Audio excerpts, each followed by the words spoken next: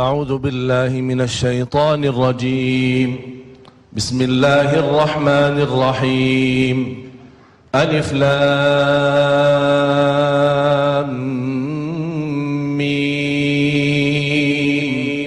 ذلك الكتاب لا ريب فيه هدى للمتقين الذين يؤمنون بالغيب ويقيمون الصلاة ومما رزقناهم ينفقون والذين يؤمنون بما أنزل إليك وما أنزل من قبلك وبالآخرة هم يوقنون أولئك على هدى من ربهم وأولئك هم المفلحون. صدق الله العظيم. هدى للمتقين. Bagaimana kita menanamkan, menembangkan dan mengagungkan, memperhatikan takwa yang sudah ada di hati kita. Silahkan, ini tugas Bapak Ibu, pemirsa TV One dimanapun Anda berada. Mulai hari ini kita membuka ayat Al-Quran di mana ada kata muttaqin, kata ittaqullah, kasih tanda. Sebagaimana ayat yang saya baca, Al-Quran ini diturunkan tidak ada sedikit pun keraguan di dalamnya dan menjadi petunjuk bagi orang. Siapa ya Allah ini mereka? Aku ingin dapat petunjuk Al-Quran dan aku ingin menjadi seperti mereka muttaqin. Apa yang harus saya lakukan? Sekarang tugas kita sesudah al-muttaqin berarti terapkan sifat mereka, amalkan sifat mereka. Hudal lil muttaqin. Yang pertama, alladzina yu'minuna bil ghaib.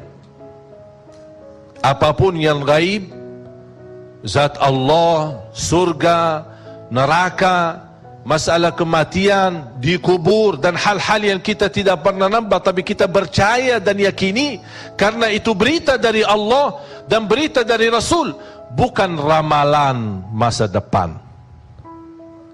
Itu hakikah, bahkan ainul yakin, dan yang kita semua akan menghadapinya satu demi satu. Jalan di atas sirat menuju surga dan di bawahnya neraka, kematian saja itu hak. Makanya tugas kita mengikuti sifat satu persatu. Alladzina yu'minuna bil ghaib wa yuqimuna salah. Sejauh mana selama ini kita mendirikan salat? Apakah ada bukti saya berduli perintah Allah supaya Allah berduli sama saya? Bagaimana cara Allah berduli sama saya? Doamu diterima, hajatmu dikabulkan, apapun urusanmu diselesaikan, hutang pun dilunaskan, dosanya diampuni. Semua apa yang diminta karena Anda berduli sama Allah, Allah juga berduli samamu. Sama. Beribadah kepada Allah dengan cara yang dahsyat, akan Allah tunjukkan balasan yang dahsyat.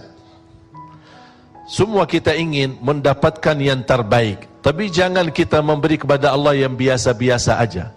Kalau mau yang luar biasa dari Allah, tunjukkan yang luar biasa, baru akan dilihat. Makanya selama ini cuba tanya diri, ketika ibu-ibu belanja di pasar atau belanja di Tanah Abang, gimana salat zuhurnya? Ditunda atau pas mendengar azan tinggalkan segala belanjaan? Udah, tak ada yang lain. Aku berduli Allah.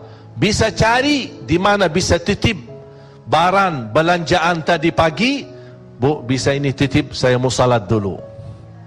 Aku heran ketika pas salat tidak mau cari alasan untuk titip barang, tapi pas lagi mau makan, boleh nggak Bu, saya titip ini, kita mau makan dulu nanti balik lagi.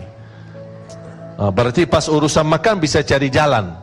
Makanya semakin anda menunjukkan keberdulian ya ibadah, keberdulian ya berdekatan kepada Allah, akan Allah tunjukkan perubahan dalam kehidupan kita. Berubah selalu semakin baik. Kalau ada dalam kehidupan kita merasa ada sedikit masalah, galau, pusing, stres, jengkel di hati, perasaannya tidak enak, ku ada sikap perubahan akhlak istri, sikap perubahan suami kita, sikap perubahan anak-anak kita. Aduh, anak-anak saya dulu rajin baca Quran, rajin jaga salat, tiba-tiba suka ngamuk, suka marah, kayaknya hantu diganggu, kayaknya ada kesurupan, tolong dibacain. Itu udah ada kesurupan, tidak ada hantu, tidak ada apa-apa.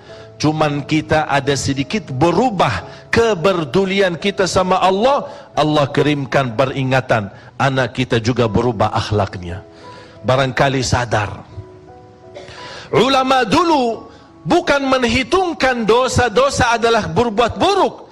Meninggalkan takbiratul ihram bagi mereka dosa. Muhasabah diri, kenapa saya telat takbiratul ihram? Orang dulu ketika lupa melaksanakan sunnah qabliyah ba'diyah, dia bisa menangis. Ketika dia telat bangun waktu salat subuh, dia bisa sepanjang hari mendiamkan diri dan memohon ampun kepada Allah. Berapa kali kita tinggalkan salat, berapa kali tertidur dari waktu salat, berapa kali kita masbuk. Bahkan di masa dulu sampai Imam Ahmad Hanbali berkata, orang-orang yang meninggalkan sunnah witir, padahal witir sunnah, tapi meninggalkan sunnah witir tidak bisa sah saksinya, tidak bisa diterima jadi saksi. Makanya kalau orang dulu ada saksi nikah ditanya, inti jaga witir enggak? Kalau tidak jaga witir tidak bisa jadi saksi. Begitu luar biasa. Ini bagi mereka itu menghitungkan itu dosa kalau ditinggalkan, padahal hukum witir itu sunnah. Mengapa mereka memuliakan hal yang sunnah apalagi yang wajib? Karena mereka ingin menjadi orang yang bertakwa. Baca surah Ali Imran, wasari'u ila maghfiratin min rabbikum wa jannatin 'arduha as-samawati wal ardu u'iddat lil muttaqin. Allah menawarkan segera kepada ampunan Allah, segera masuk surga Allah. Karena ini semua disediakan dan siapkan untuk orang yang bertakwa. Siapa mereka ya Allah? Siapa mereka?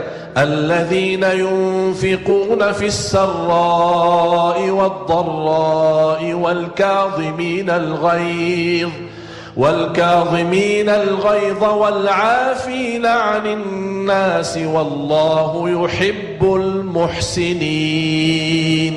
Mereka lah orang yang bersedekah di saat susah maupun senang. Mereka yang senantiasa menahan amarahannya. Mereka lah menjauh dari fahsya dan munkar. Mereka yang menjaga perintah Allah dan menjauh dari larangan. Ada upaya, ada kerja keras, ada kemauan, benar-benar membuktikan cintaannya dan kepeduliannya kepada Allah, pasti tidak akan dikecewakan oleh Allah.